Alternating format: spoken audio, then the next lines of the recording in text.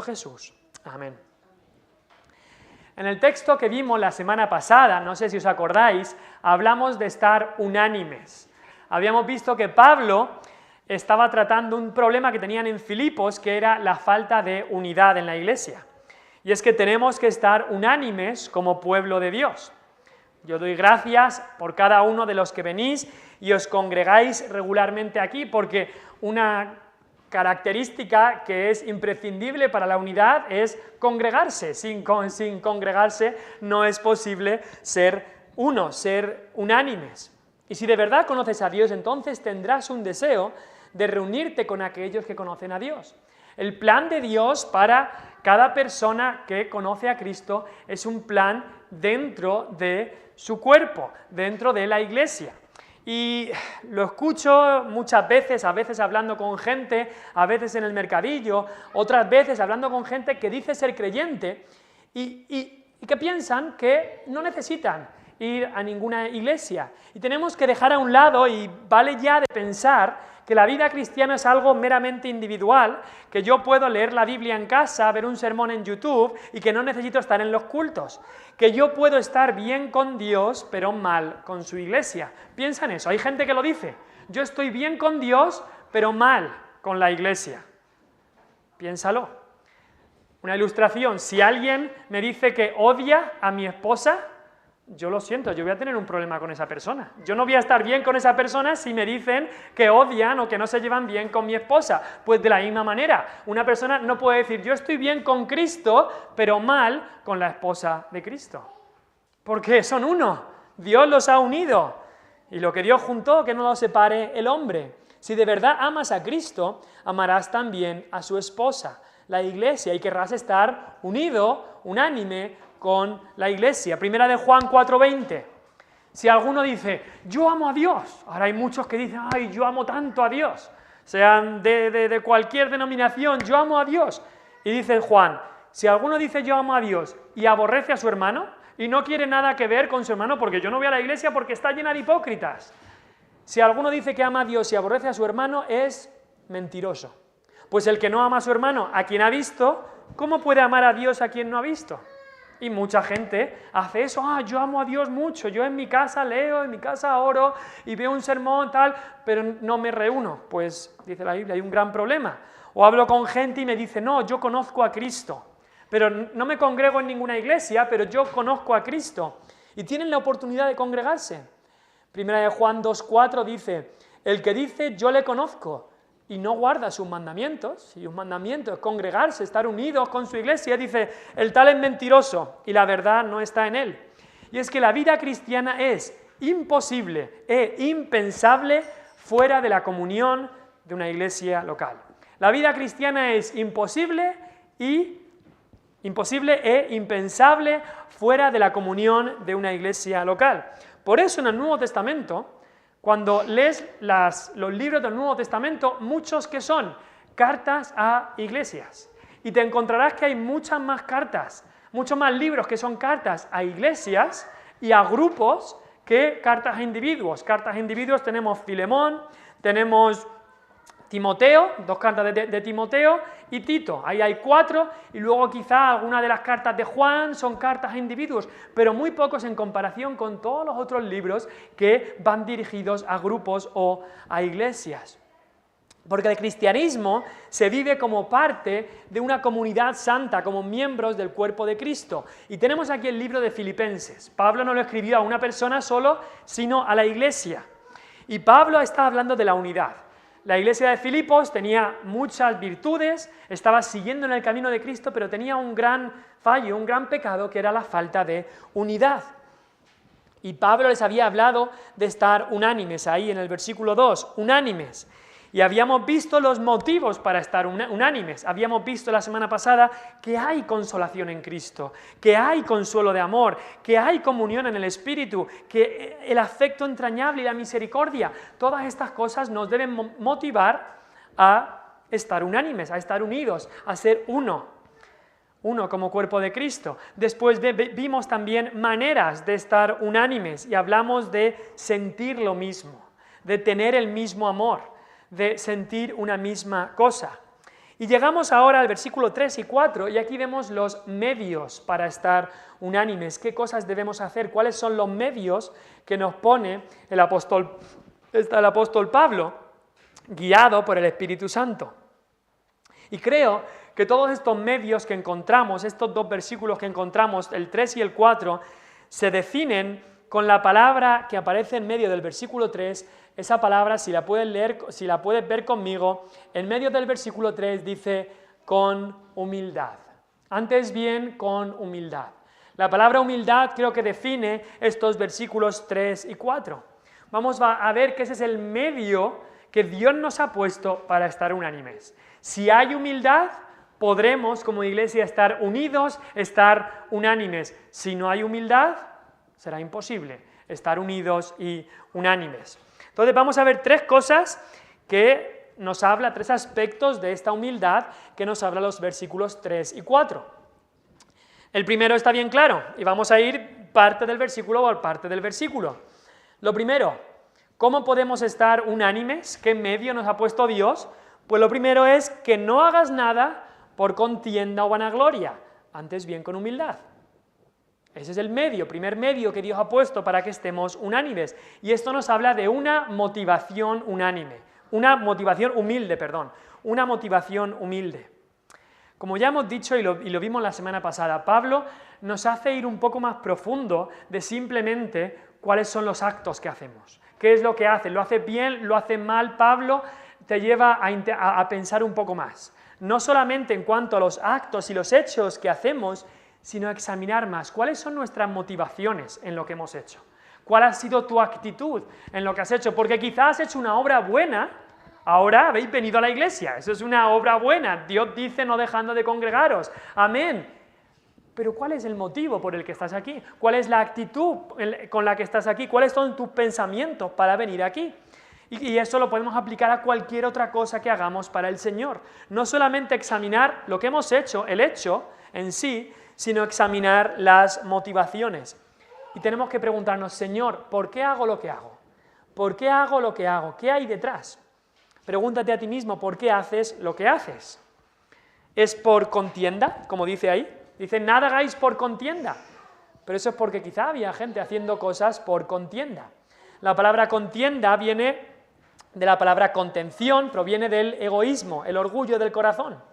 Es una palabra que se utilizaba para la competencia desleal y la ambición desenfrenada, individualista y egoísta, y se utilizaba principalmente de los cargos políticos en ese tiempo.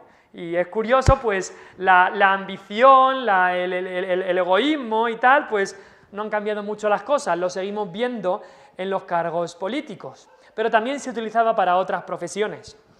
Por eso también esta palabra se utilizaba para rivalidades entre distintos bandos. Esta palabra contienda tiene la idea de que tú te exaltas a ti mismo, pero no te quedas contento con eso. Al mismo tiempo, para exaltarte tú a ti mismo, pisas al otro, lastimas al otro. Es como si toda la vida fuera una competición, que para yo ganar tiene que perder el otro, ¿no? Eso es como los niños hacen, como las competiciones hacen, para que un equipo gane tiene que perder el otro. Pues es vivir así. Para que yo gane y yo me lleve la gloria, el otro tiene que ser pisoteado. Y la contienda, esta palabra que aparece aquí, que no debemos hacer nada por esto, nada por contienda, pues la contienda es una actitud que hace muchísimo daño al cuerpo de Cristo. Porque solamente divide, nunca une al cuerpo de Cristo. Y se puede ver en gente que necesita ser primero en todo. Pero no solamente necesita ser el primero, sino que se alegra de cuando los otros sufren mal, se alegra del mal del otro. Es un pecado la contienda, un pecado destructivo y voraz. La iglesia de Corinto sufrió este pecado. La iglesia de Corinto cayó en este pecado. ¿Os acordáis quizás en la iglesia de Corinto que Pablo les habla y dice, veo que hay divisiones y contiendas? Unos dicen, yo soy de Pablo. El otro decía, yo soy de Pedro. El otro decía, yo soy de Apolos. Y los más santitos decían, yo soy de Cristo. Y así, cada uno se hacía de un equipo, de un bando, de una rivalidad. Pero en realidad, lo que estaban buscando no era exaltar a estas personas, era exaltarse a sí mismos. Estaban buscando exaltarse a sí mismos y la contienda, esta rivalidad, esta ganas de competición y de ambición desenfrenada, está puesta como una obra de la carne en Gálatas 5, 19 al 20. Así que tenemos que examinarnos, ¿estoy haciendo algo por rivalidad? ¿Para yo destacarme y que el otro no sea destacado? Nada hagáis por contienda, dice aquí Pablo. Pero otra razón por la que muchas veces se hacen las cosas no solo es por contienda, sino por vanagloria, como dice ahí. Esta es la única vez que aparece esta palabra en el original, la única vez que aparece esta palabra, vanagloria. Una palabra compuesta, ¿no? Gloria, vana. Nos habla de alguien que tiene una opinión demasiado elevada de uno mismo, y lo cual tiene que decir ahí, es una gloria vana, porque no somos nada. ¿Qué hacemos creyéndonos más de lo que somos? Es vanidad. La palabra vanidad o vana significa humo, algo que está por ahora y de repente se va. Como esa neblina que muchas veces viene y la ves y luego en un par de horas ya no está. Como cuando a lo mejor estás sirviendo algo y ves que la cocina está llena de humo y abres la ventana y desaparece todo. Pues así es esta gloria de la que muchos se vanaglorían y es vana. Es un engaño, se va. Te crees algo que no eres. Tienes un concepto de ti que no es real y estás perdiendo el tiempo. Y te crees superior, te crees que todos te deben respeto, te crees que estás por encima. Eso es hacer las cosas por vanagloria. Gálatas 6:3, Pablo dijo ahí, el que se cree ser algo, no siendo nada, a sí mismo se engaña. Este es otro grandísimo error y grandísima barrera para la unidad espiritual, otro enemigo de la unidad espiritual. La contienda, como hemos dicho, por un lado, persigue las metas personales por encima de todo. La contienda es mis metas, yo tengo que luchar y mi ambición desenfrenada me lleva a luchar por mis metas personales. Eso por un lado. La vanagloria lo que busca es el aplauso de los demás. Uno quiere quitar a los demás de en medio para yo superarme y yo estar por encima de ellos, y la vanagloria lo que quiere es que los demás me aplaudan, que los demás me alaben a mí. Y estas dos cosas son grandes enemigos de la unidad espiritual. Y entonces Pablo dice, nada hagáis por esto, ni por contienda ni por vanagloria, antes bien con humildad. ¿Por qué haces lo que haces? ¿Es por humildad? ¿Es por humildad? Es lo contrario de las otras dos. Es curioso que en el tiempo del Nuevo Testamento, cuando Pablo estaba escribiendo, esta palabra humildad era una palabra que casi se utilizaba como un insulto. Se lo utilizaba para los esclavos, como algo bajo, como algo ordinario, como algo que no valía para nada. Se decía esta palabra, humilde. Y el Nuevo Testamento, cuando Pablo y los demás escritores la escriben, la utilizan como algo positivo, porque era lo que quería Dios que tuviera su pueblo, esta humildad. Es como ahora también a lo bueno llaman malo, y a esta característica de humildad se utilizaba como algo despreciable, y Dios coge esta característica de humildad que en su tiempo se utilizaba como algo despreciable y dice, esto quiero que seáis, esto quiero que sigáis, esta humildad. Con este elemento es con lo que nos dice Pablo que debemos actuar, con humildad, con humildad. Dice, antes bien con humildad. ¿Os acordáis de la primera de las bienaventuranzas? Es, bienaventurados los pobres en espíritu. Eso es una definición de humildad, pobre en espíritu. Decir, Señor, yo no puedo, Señor, yo soy pobre, Señor, te necesito a ti. Y no solamente cuando hablamos al Señor, sino en nuestra relación con los demás.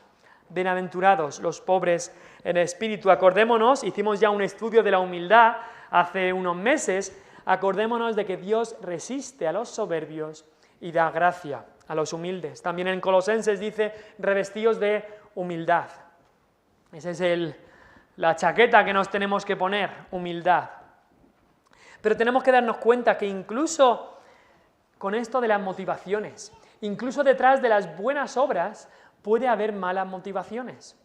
Quizá tú dices, no sé, cosas rutinarias como prepararle la cena a tu familia. Eso está bien, por supuesto. Pero si tu motivación para hacer eso es buscar la alabanza o buscar ser superior a los demás, entonces ya no es aceptable delante de Dios. Trabajar duro todo el día para traer sustento a tu familia está bien, Pero si tu motivación no es esa, el amor o el servir a Dios, y tu motivación es ser rico o la motivación es ser la envidia del pueblo porque tengo más cosas que los demás, entonces no está bien, no es aceptable delante de Dios. Algo como leer la Biblia es buenísimo, por supuesto que sí. Pero si la motivación que yo tengo para leer la Biblia es saber más que todo el mundo de datos bíblicos o parecer más santo porque yo digo que leo 10 capítulos o 6 o 8 o 5 y leo más que los demás, si la motivación es eso, deja de ser algo aceptable a Dios. Tenemos que ver los actos que hacemos, pero no solamente los actos, también las motivaciones. Ahora, la solución para esto no es dejar de hacer lo bueno, sino buscar lo que es mejor. Hacer la acción buena y también tener la motivación buena. Las dos cosas es lo que quiere Dios. Pablo sabía, cuando Pablo dice esto por contienda o por vanagloria, Pablo sabía de primera mano de creyentes que no tenían motivaciones humildes en lo que hacían. No sé si podéis ir conmigo al capítulo 1, versículo 16. ¿Os acordáis que hablamos de aquellos en Roma que estaban enfadados con Pablo porque Pablo les había quitado protagonismo? Y en el capítulo 1, versículo 16, dice, los unos anuncian a Cristo por contención, no sinceramente, pensando añadir aflicción a mis prisiones. Había gente que predicaba por envidia, había gente que predicaba porque quería tener más protagonismo, y por eso, porque estaban peleados con Pablo, y aunque su mensaje era el correcto, sus motivaciones no lo eran. Estaban predicando a Cristo, sí, pero estaban predicando por contienda, por vanagloria, por contención, para que Pablo tuviera más sufrimiento. Y es que a Dios le importan mucho tus motivaciones. Y no solamente en las cosas rutinarias que hacemos, sino más que nada también en la casa de Dios, en el servicio que tú das a Cristo. ¿Por qué haces lo que haces? ¿Es por amor, por compasión, por gratitud, porque el Señor te ha salvado, porque por gozo? ¿O es por buscar una posición, por buscar respeto, por vanagloria, por contienda? Tenemos que examinar nuestras motivaciones. Y por otro lado, pensando en este versículo, nada hagáis por contienda o por vanagloria, antes bien con humildad. ¿No tenemos el ejemplo de Cristo? No tenemos el ejemplo de Cristo. Después en el versículo 5 ya Pablo va a hablar sobre Cristo y su ejemplo, y eso lo veremos en las próximas semanas. Pero tenemos el ejemplo de Cristo. ¿Cuáles fueron sus motivaciones? ¿Hizo él algo por contienda o por vanagloria? ¿Hizo algo Cristo por rivalidad? ¿Cuáles fueron las motivaciones de Cristo? Pues su corazón se movía por amor, no por rivalidad o por vanidad, sino por amor, por compasión, por su soberanía y su gracia, por su gracia eterna, como nos dice Juan 13, habiendo amado a los suyos que estaban en el mundo, los amó hasta el fin. Eso era lo que movía el corazón de Cristo. Así que, como para que estemos unánimes, debemos vivir con humildad, y la primera cosa es, no hagas nada por contienda o vanagloria, antes bien con humildad. La segunda cosa, vamos a la segunda parte del versículo 3. Dice, estimando cada uno a los demás como superiores a él mismo. La segunda cosa es que tienes que estimar a los demás como superiores a ti mismo.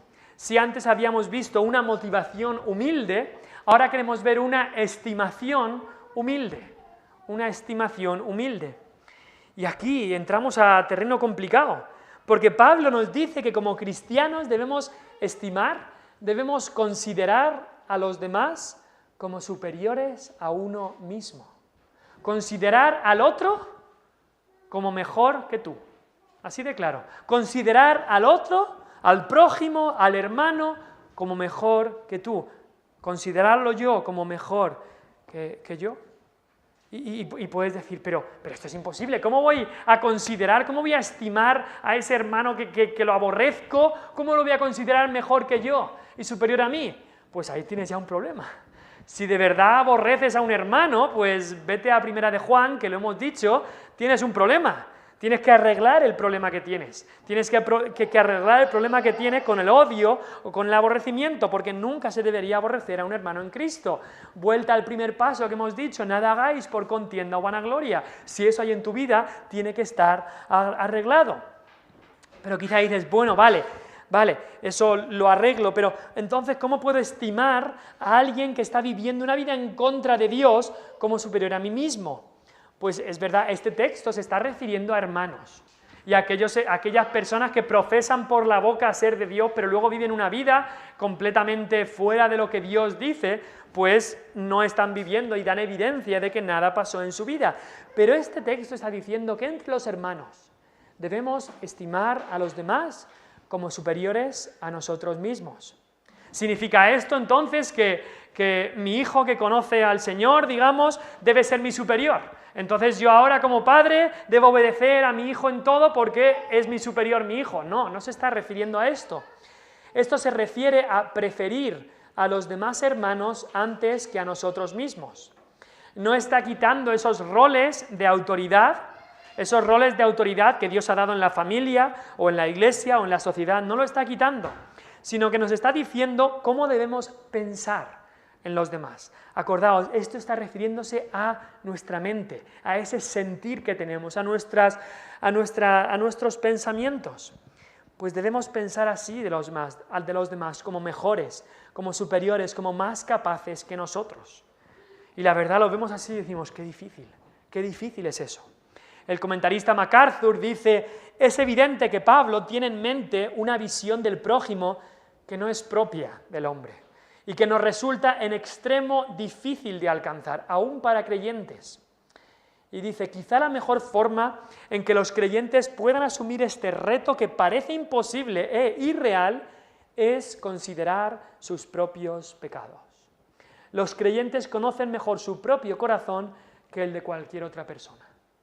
Cuando tú te examinas a ti mismo, consideras tus pecados, consideras lo que estás haciendo, tus motivaciones, cuando nos examinamos, escudriñamos nuestro corazón, nos damos cuenta incluso que aún nuestros mejores actos están mezclados con motivaciones egoístas y ambiciosas, y nos damos cuenta aún que nuestros mejores servicios a Dios han estado salpicados de pecado. Cuando hacemos esto, incluso le podemos decir al Señor, Señor, perdóname por mis mejores acciones, porque aún mis mejores acciones han estado teñidas de pecado también. Y este examen personal no es para hacérselo al prójimo, sino hacérselo a nosotros mismos y decir, Señor, ¿qué hago yo pensando en que yo soy superior? ¿Qué hago yo si me comparo con tu palabra? Si me comparo con Cristo, si me comparo con tu santa ley, Señor, no soy nada. No soy nada. Así tendremos la estimación correcta y humilde de nosotros mismos. Romanos 12, versículo 3. Quizá podemos buscarlo. Romanos 12, versículo 3. Dice ahí el apóstol Pablo también, pero ahora hablando a los romanos, en Romanos 12, versículo 3, Romanos del 1 al 11 habla de doctrina y del 12 al 16 nos habla de práctica. Romanos 12:3 dice, digo pues por la gracia que me es dada, a cada cual que está entre vosotros, que no tenga más alto concepto de sí que el que debe tener. Que no tengamos un más alto concepto de nosotros que el que tenemos que tener. Escuché una vez a un pastor decir, ni más alto ni más bajo tampoco, Pero eso no es lo que dice el texto. El texto dice ni más alto, porque nuestra tendencia siempre es a tener más alto concepto de nosotros que el que tenemos que tener, sino que piense de sí con cordura, conforme a la medida de fe que Dios repartió a cada uno. Esto es tener de nosotros una estimación humilde. Y lo podemos ver en el mismo apóstol Pablo. El mismo apóstol Pablo, las cosas que hizo, los viajes misioneros, cómo predicaba sin temor y alcanzó casi todo el mundo conocido. ¿Y sabes cómo él pensaba de sí mismo? 1 Corintios 15:9 dice, soy el más pequeño de los apóstoles. Pero Pablo, si tú has hecho muchísimo más que todos ellos. Ellos han quedado la gran mayoría en Jerusalén, algunos han ido por aquí y por allá, pero tú has ido a todo el mundo conocido. Miles de almas se han salvado por tus predicaciones. Tú has instituido iglesias, has ordenado ancianos en cada ciudad. Has hecho... Pero Pablo, ¿cómo que el más pequeño de los apóstoles? Dice, no soy digno de ser llamado apóstol, pues perseguía la iglesia de Dios. Así es como Pablo se veía a sí mismo, estimando a los demás como superiores a él mismo. Efesios 3:8 dice, soy el más pequeño de todos los santos. El más pequeño de todos los santos. Dice, todos los santos, yo soy el más pequeño de todos. 1 Timoteo 1:15. Está hablando del Evangelio, que Cristo Jesús vino a salvar a los pecadores y después dice, de los cuales yo soy el primero. Se consideraba el primero de los pecadores. Ahora, nosotros muchas veces podríamos decir estas palabras, ay, yo soy el menor de todos los santos, pero muchas veces sería falsa humildad. Y lo decimos como hemos aprendido un lenguaje así de falsa humildad y que es muy común en la iglesia, en de Cristo estos días, pero Pablo estaba diciendo estas palabras inspirado por el Espíritu Santo. No es que Pablo se las diera de falsa humildad, tal, no, es el Espíritu Santo el que estaba diciendo esto de Pablo. Es decir, era real, así es como él se consideraba a sí mismo. Y es que tenemos que darnos cuenta que si tú estás clamando como el publicano allí en el templo que decía, sé propicio de mí el pecador, si estás clamando así, si estás clamando como Pablo en Romanos 7:24 que dice, miserable de mí, ¿quién me librará de este cuerpo de muerte? Que con mi carne solo quiero hacer el mal. Si estás clamando así como clamaba Pablo, el publicano, entonces sí que podrás estimar fácilmente a los demás como superiores a ti mismo. Dice otro comentarista, Hendriksen, quien sabe considerarse a sí mismo como un gran pecador ante los ojos de Dios, sabe también apreciar la gracia salvadora de Dios y le da gracias a Dios aún en medio de sus lágrimas. Me acuerdo ahora de la última frase o de las últimas frases de John Newton, un hombre que el Señor salvó, él era comerciante de esclavos, había hecho grandes maldades, pero el Señor transformó su vida y él fue un pastor de allí de Inglaterra, un pastor que el Señor utilizó grandemente, siendo una gran influencia para otros, y también esta canción que todos conocemos de Sublime Gracia fue escrita por él.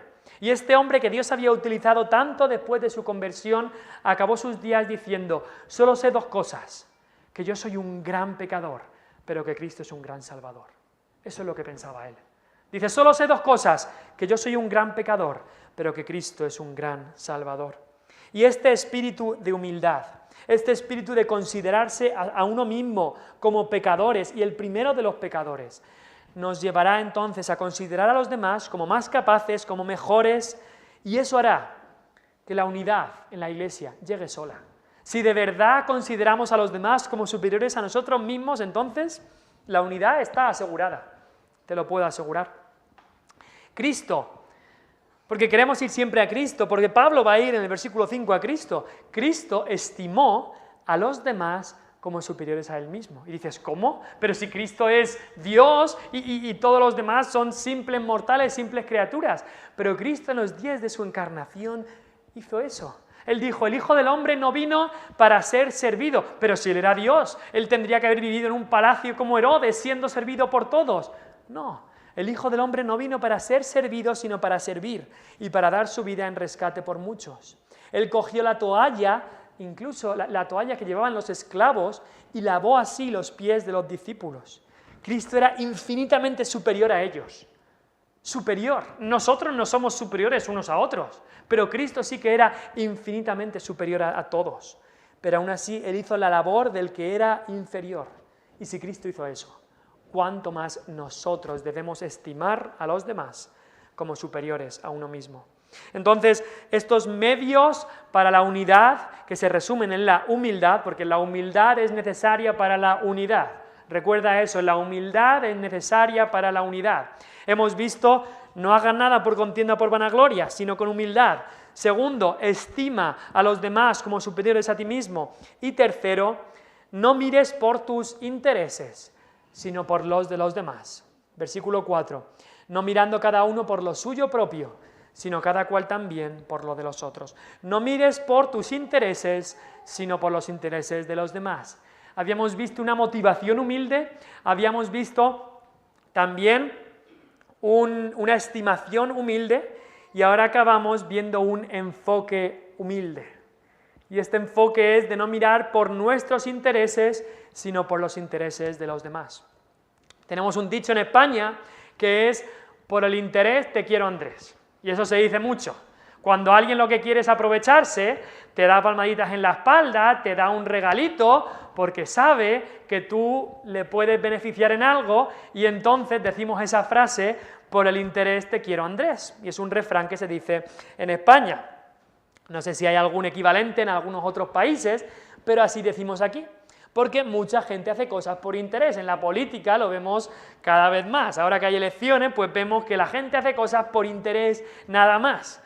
Siempre que hay elecciones, pues ahora hacen las cosas porque quieren el voto. No les importa a la gente, pero ahora que vienen elecciones aquí en Andalucía, pues hacen las cosas porque quieren el voto. Pero no solamente en la política, en el vecindario, en la comunidad, en la familia incluso. Incluso puede ser en el matrimonio. Hagamos cosas por interés. Yo hago esto porque quiero que me beneficie. En vez de hacerlo por amor, simplemente lo hacemos muchas veces por interés. Distintas cosas. Y desgraciadamente también puede ocurrir en la iglesia, aunque no debería ser así en el pueblo de Dios, buscando los propios intereses. No debería ser así. ¿Por qué? Porque el enfoque de cada creyente debe estar puesto en Cristo primeramente, puesto los ojos en Jesús, mirándole a Él. Y al mirar a Cristo, entonces, ¿cómo miramos a nuestros hermanos? Pues miramos a nuestros hermanos no para ver de qué me puedo aprovechar, no para ver qué me pueden beneficiar, no para ver en qué me puede servir el hermano para mis intereses, sino que me olvido de mis intereses y ver cómo yo puedo ayudar para los intereses de mis hermanos. Miramos a nuestros hermanos para ayudarles, para servirles, para amarles. Y es que la humildad es eso. La humildad es olvidarse de uno mismo. Es olvidarse de uno mismo y centrarnos en, por supuesto, Dios y en los demás. Cuando te olvidas de ti mismo, entonces puedes ver la gracia de Dios en los demás. Y es que tenemos que tener claro que primero tiene que ser Cristo siempre. Primero Cristo, después los demás y el último nosotros. El último nosotros. Hay un acróstico, no sé si sabéis que la felicidad o el gozo en inglés se dice joy. J-O-Y. Pues si piensas en J-O-Y, puedes poner ahí Jesús primero, la O de otros después y la Y de yo el último. Jesús primero, otros después y la Y de yo el último. Y así es como debería ser. Y es que esa es la base del gozo. Si quieres de verdad ser feliz, tener ese gozo en Cristo, esas son las prioridades que tienes que tener. Y cuidado también con este último versículo, el versículo 4, eso de no mirando cada uno por lo suyo propio, sino cada cual también por lo de los otros. Cuidado que algunos han cogido este versículo y lo han malinterpretado para decir, yo no me ocupo de mí mismo, sino yo me ocupo de ver cómo le va al prójimo. Pero no es para ayudarle, sino para cotillear, para entrometerse. No está hablando de eso, no está hablando de eso. Pablo tuvo que decirle a los tesalonicenses que cada uno se ocupara en sus propios negocios, que se meta en sus propios asuntos. Este texto no está dando rienda suelta para el cotilla entrometido que se mete para ver lo de los otros y se olvida de lo suyo, pero solamente para cotillear lo de los demás. No está hablando de eso. Lo que nos está diciendo es que debemos de poner los intereses de los demás por encima de los nuestros. Y dice ahí, no mirando cada uno por lo suyo propio. Y la pregunta es, ¿dónde está tu enfoque? ¿Cuál es tu enfoque espiritual? ¿Dónde están puestos tus ojos? ¿En tus intereses o en los intereses de los demás? Hay gente que se cree el ombligo del mundo, siempre pensando en sus propios intereses y cómo todo el resto del mundo les puede beneficiar para sus propios intereses. Me acuerdo de gente que hemos conocido, gente que solamente contactaban contigo, tú intentabas contactar con ellos y prácticamente desaparecían. Y cuando venían a contactar contigo era solamente cuando estaban buscando que le dieras algo. Y tú querías tener amistad con ellos, pero ellos la amistad solo era para sacar algo. Y así ocurre muchas veces. Pero incluso mucha gente que ha dado profesión de venir a Cristo, han venido a Cristo mirando por sus intereses. Y han venido a Cristo falsamente, con solamente una profesión. Muchos han venido a Cristo como Judas, por interés económico. ¿Por qué pensáis que Judas estuvo 3 años y medio ahí con Cristo? Por interés económico. Él pensaba que Cristo sería ese gran rey que iba a destronar a los romanos y él sería pues ahí el segundo del reino y tendría interés económico. Logró ser el tesorero del grupo, Judas, y sabemos que sustraía, robaba de la bolsa. Y cuando Judas se dio cuenta de que lo de que Cristo iba a ser rey de todo el mundo, en ese tiempo, rey físico, eso no iba a ocurrir, Judas ya dijo, pues apaga y vámonos. Y lo que hizo es traicionar a Cristo para sacar algo de dinero ya finalmente y punto. Judas vino a Cristo por interés económico, y eso fue una falsa profesión. También muchos han venido así a Cristo para que Cristo les haga rico, para que Cristo les bendiga económicamente y todo les vaya bien. Esa no es la razón para venir a Cristo. Otros vienen a Cristo, como en el libro de Hechos leemos de un hombre que se llamaba Simón el Mago. Y él vino porque quería interés en cuanto a reputación, en cuanto a fama. Su interés era su propia gloria. Y así cuando vino y se convirtió, entre comillas, vino a los apóstoles y les dijo, mira, yo os voy a dar dinero y vosotros me dais a mí el poder de hacer milagros. Y así yo voy a tener gloria y fama y tal. Y Pedro le dijo bien claro, mira, tu dinero perezca contigo. Tu corazón no es recto, aún estás en prisión de maldad. Era un hombre que vino a Cristo, entre comillas, por intereses, por sus propios intereses. Cuando venimos a Cristo, no venimos por nuestros intereses económicos o por nuestros intereses de reputación, venimos porque somos pecadores. Venimos porque le necesitamos a Él, venimos porque nos damos cuenta de nuestro pecado y venimos porque Él es el Dios que vino y dio su vida por nosotros. Ahora, no mirando cada uno por lo suyo propio, tenemos que mirar otra vez a Cristo. ¿Por qué? Porque Cristo es el ejemplo de todas estas cosas que hemos visto aquí de humildad. Cristo es el máximo ejemplo de humildad. Tanto en que Él no hizo nada por contienda o vanagloria, sino con humildad. También Él estimó incluso a los demás como superiores a Él mismo, pero también porque Él vino y no miró por lo suyo propio. Cristo no miró por sus intereses, sino por los de los demás, cuando vino a salvarnos de nuestros pecados. Él vino aquí y en cierta manera podríamos decir que ganó. No tenía ni dónde recostar su cabeza. Él vino y no vivió para sí, sino que vivió para nosotros. Él no murió por su propio pecado, sino murió por nuestros pecados. Él no resucitó para sí mismo, sino que resucitó para nuestra justificación. Si Cristo solamente hubiera mirado sus intereses, y Él es el ser que más derecho tiene de hacerlo, porque Él es Dios. Él tenía el derecho de solo mirar por sus propios intereses.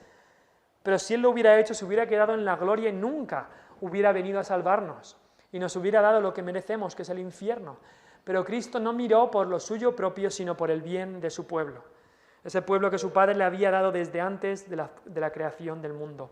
Cristo es el máximo ejemplo de humildad, como vamos a ver en los próximos versículos, en las próximas semanas. Él vivió una vida de humildad en este mundo. Es más, Él estimó a los demás como superiores a Él mismo.